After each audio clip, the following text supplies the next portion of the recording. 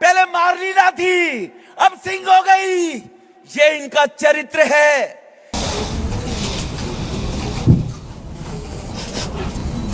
आप चुनाव के लिए इतनी घटिया हरकत करेंगे?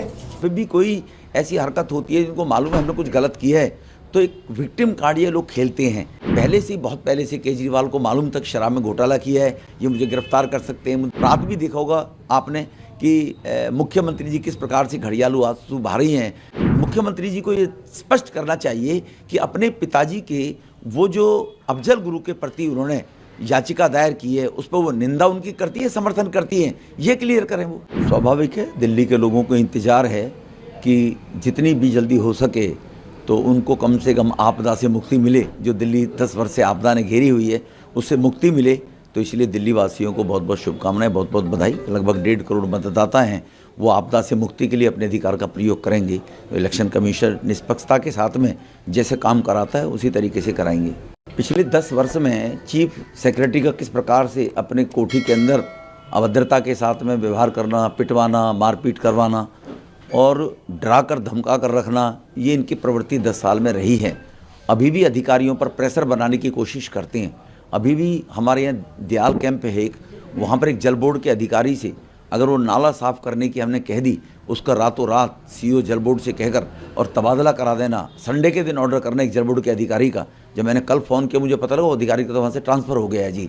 तो इस प्रकार की जो हरकतें कर रही हैं कि तुमने 10 साल कुछ किया नहीं, तो इस प्रकार के लिए इलेक्शन कमीशन को इस बात के लिए संज्ञान लेना चाहिए और अधिकारियों को बल देना चाहिए कि वो ईमानदारी के साथ में काम करें, किसी के दबाव में आकर काम ना करें। आम आदमी पार्टी के संयोजक हैं मनीष सिसोदिया के घर पे सीबीआई की रेड होने वाली है। देखो, इनकी प्रवृत्ति है, इनको मालूम है कि जब भी कोई ऐसी हरकत होती है जिनको मालूम है हमने कुछ गलत किया है, तो एक विक्टिम कार्ड ये लोग खेलते हैं।